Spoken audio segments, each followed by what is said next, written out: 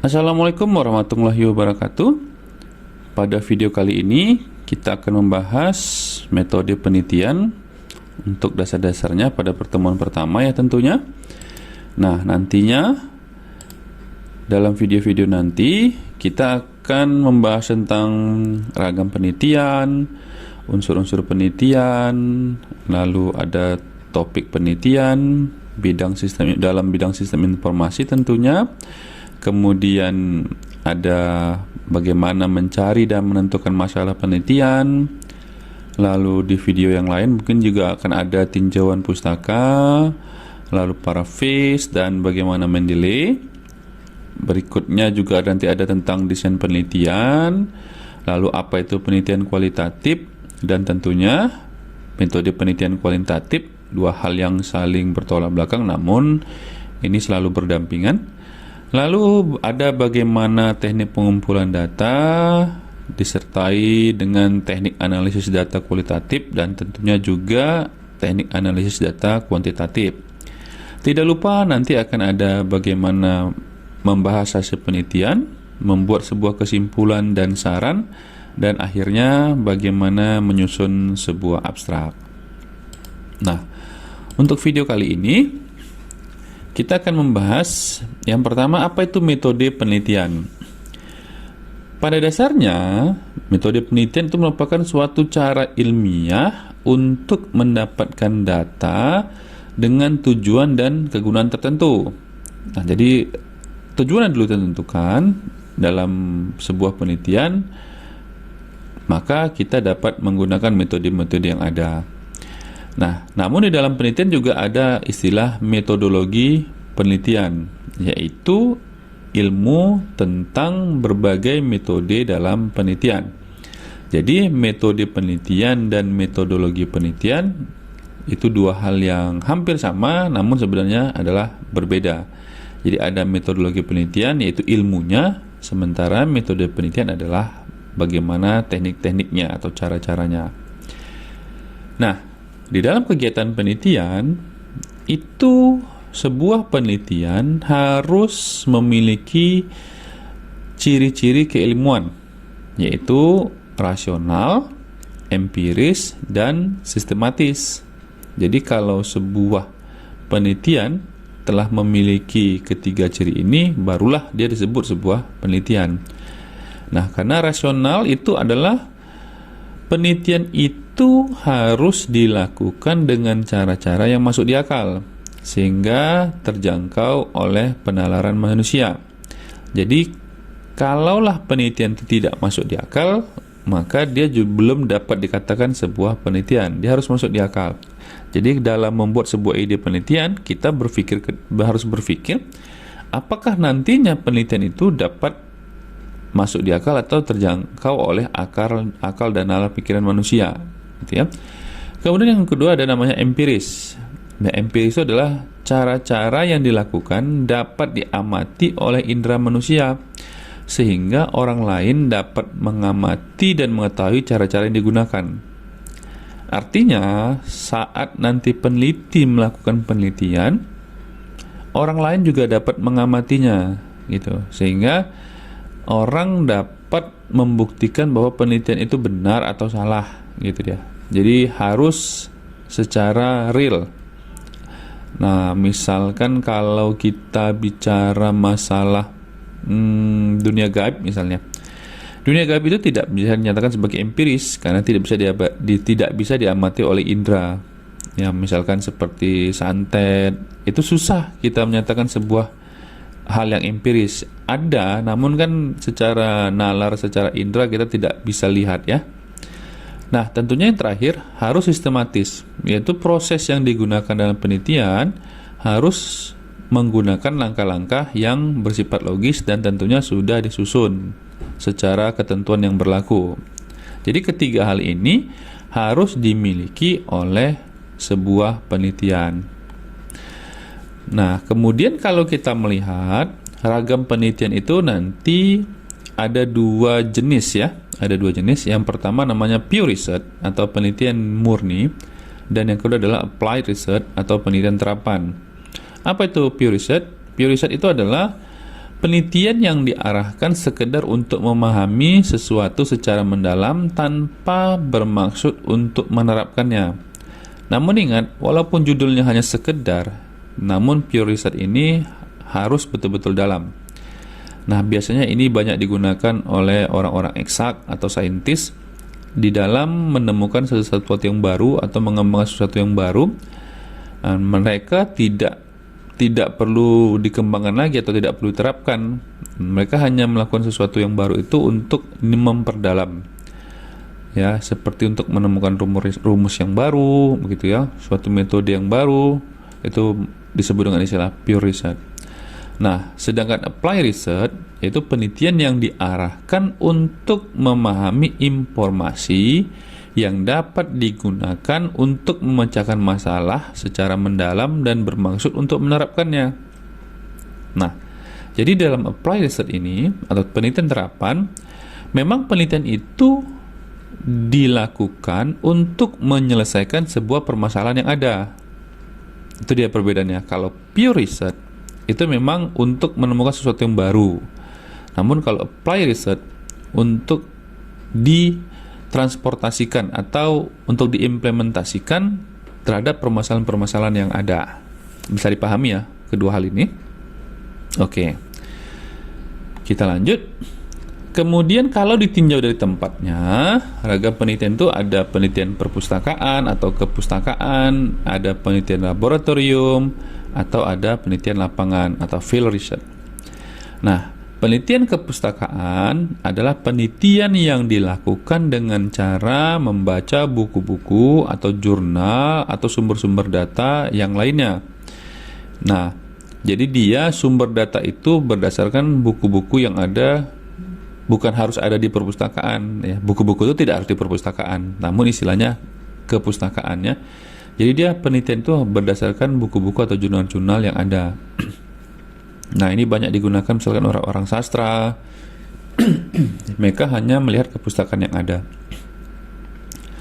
Lalu penelitian laboratorium. Penelitian laboratorium ini dia penelitian yang dilakukan dengan menggunakan alat tertentu di dalam laboratorium yang biasanya bersifat eksperimen di mana dimungkinkan dilakukan pengontrolan terhadap pengaruh dari suatu faktor tertentu. Nah, jadi dalam melakukan sebuah penelitian, para ilmuwan atau peneliti melakukan di dalam laboratorium yang tujuannya dapat terkontrol ya. Namun jangan dibayangkan bahwa laboratorium itu harus lab di dalam ruangan, tidak. Boleh juga laboratorium itu di luar ruangan. Misalkan orang pertanian juga bisa melakukan di laboratoriumnya di dalam, misalkan di sawah, dengan catatan penelitian tersebut dapat dikontrol terhadap faktor-faktor tertentu, jangan sampai terpengaruh oleh faktor-faktor lain atau faktor yang sering disebut sebagai faktor X ya. Nah, itu bedanya dengan penelitian lapangan atau field research, yaitu kegiatan penelitian dilakukan di lingkungan masyarakat tertentu. Nah, field research inilah yang nanti sering dipengaruhi oleh faktor X. Nah, itu agak susah mengontrol faktor-faktor X-nya. Namun memang dia sifatnya adalah di lapangan.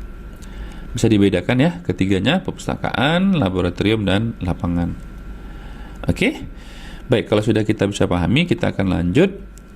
Nah, bagaimana dengan metodenya? Nah, ini yang paling sering dibahas, yaitu penelitian itu ditinjau dari metodenya ada dua. Yang pertama namanya penelitian kualitatif, yaitu metode penelitian dengan cara mengumpulkan data yang bersifat pemahaman dan tidak dapat diukur dengan angka. Biasanya digunakan untuk memperoleh pendapat, alasan, motivasi masyarakat terhadap sebuah kegiatan, produk, atau persoalan. Kemudian dari data-data ini nantinya diambil sebuah kesimpulan berupa suatu teori atau hipotesis. Jadi kualitatif itu tidak berbicara masalah angka, tapi berbicara masalah pendapat, alasan, atau komentar-komentar. Itu ya kualitatif.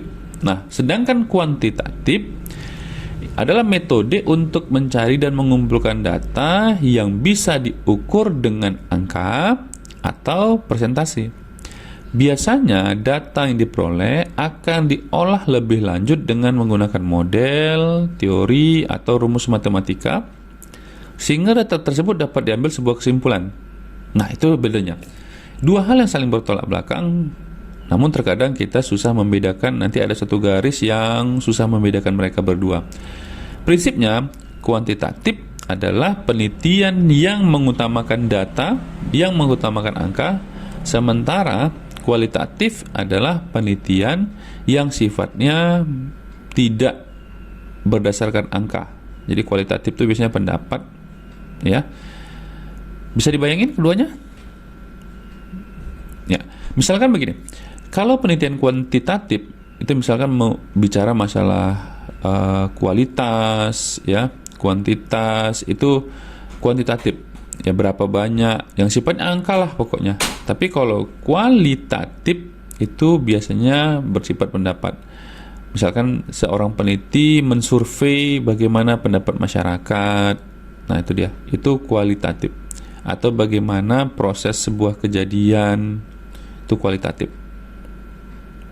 Nah, ini kedua hal ini harus betul-betul dipahami, karena ini sebagai dasar dalam sebuah penelitian. Kalau tidak paham nanti kita bingung, seterusnya kita bingung, karena kedua hal inilah yang paling penting di dalam sebuah penelitian. Oke? Baik, kita lanjut.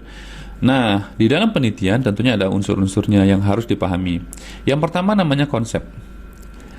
Konsep merupakan sebuah gambaran secara abstrak terhadap suatu fenomena, ya, baik fenomena alam ataupun fenomena sosial, itu konsep.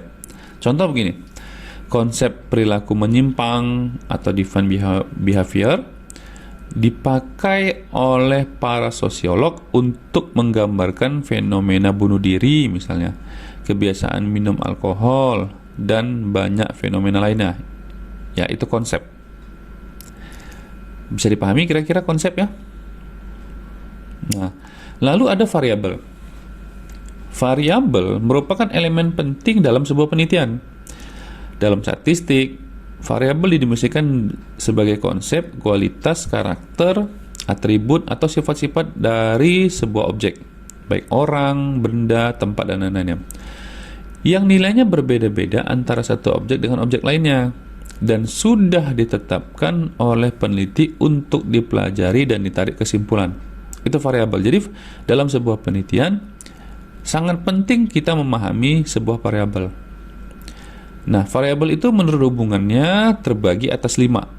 Ada namanya variabel independen atau variabel bebas, ada namanya variabel dependent atau terikat, lalu ada moderator, ada intervening, lalu ada mediator, terindependen, dan ada kontrol. Jadi ada 5 variabel. Oke. Nah, lalu ada namanya proposisi atau preposisi, yaitu pernyataan tentang sifat dari realita yang dapat diuji kebenarannya. Itu proposisi. Contoh bagaimana cara mahasiswa belajar, itu adalah sebuah proposisi, yaitu salah satu faktor penentu dari hasil kesuksesan belajar mahasiswa tersebut. Lalu ada nanti namanya teori. Teori merupakan sebuah informasi ilmiah yang diperoleh dengan meningkatkan abstraksi atau pengertian-pengertian maupun hubungan-hubungan terhadap proposisi tersebut. Jadi, teori ini berdasarkan proposisi yang ada. Oke, nanti akan kita lihat lagi. Nah, ini yang juga yang paling penting di dalam sebuah penelitian, itu hipotesis. Hipotesis adalah kesimpulan sementara atau proposisi tentatif tentang hubungan antara dua variabel atau lebih. Nah, hipotesis ini diberikan oleh peneliti. Jadi peneliti sebelum melaksanakan sebuah penelitiannya atau sebelum turun ke lapangan, dia membuat sebuah hipotesis dulu. Dari kajian-kajian yang ada, dia membuat sebuah hipotesis, membuat kesimpulan sementara. Nah, hipotesis itulah yang akan dibuktikan di dalam penelitiannya. Bisa dipahami kira-kira? Contoh begini, peneliti akan membuat sebuah penelitian X misalnya, lalu X tersebut dia cari data-datanya, dia cari sumber-sumbernya, lalu dia simpulkan. Nah, kesimpulan itulah yang disebut dengan hipotesis atau kesimpulan sementara sebelum dia turun ke lapangan untuk membuktikan apakah hipotesis itu benar atau salah. Paham ya? Oke.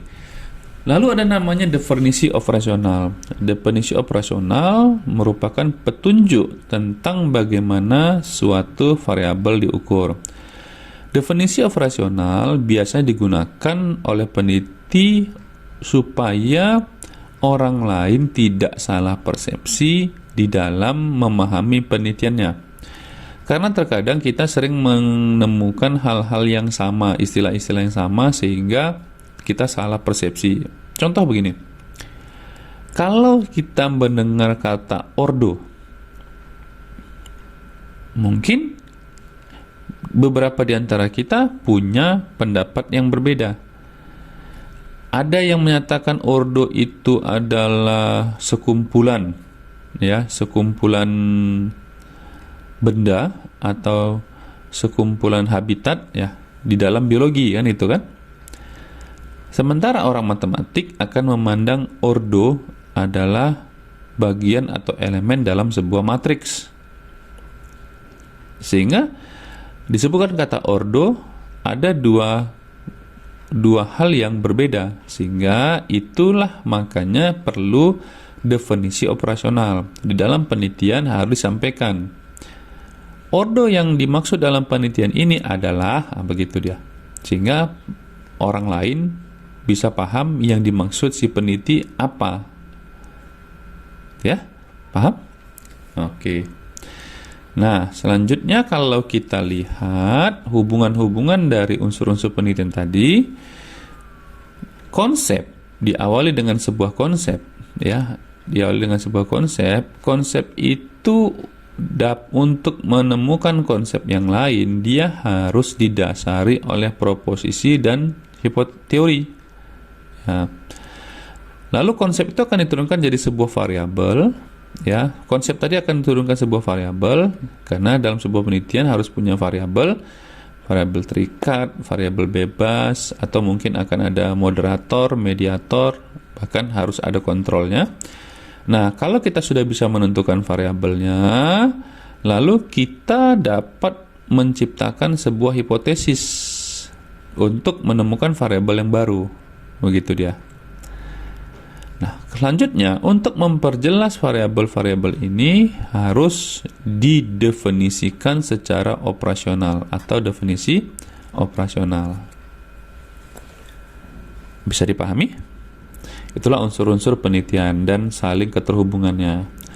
Nah, ini hal-hal yang harus dipahami oleh kita semua sebelum kita melaksanakan sebuah penelitian. Oke? Untuk memperjelas atau untuk mengetahui lebih dalam tentang dasar-dasar penelitian ini, silahkan coba. Tadi kan ada variabel ya, variabel tadi ada 5. Ada variabel bebas, independen, lalu ada variabel terikat, dependent, lalu ada variabel moderator, ada variabel mediator atau intervening, lalu ada variabel kontrol. Coba jelaskan masing-masing pengertian dari variabel tersebut dan hubungan antara kelima variabel tersebut. Oke ya, itu mungkin bisa jadi sebuah tugas untuk mengembangkan pengetahuan lebih dalam. Oke, demikian untuk materi dari metode penelitian kali ini sebagai dasar-dasar kita. Sebelum nanti kita melanjutkan ke video-video berikutnya untuk memperdalam materi kita. Terima kasih. Assalamualaikum warahmatullahi wabarakatuh.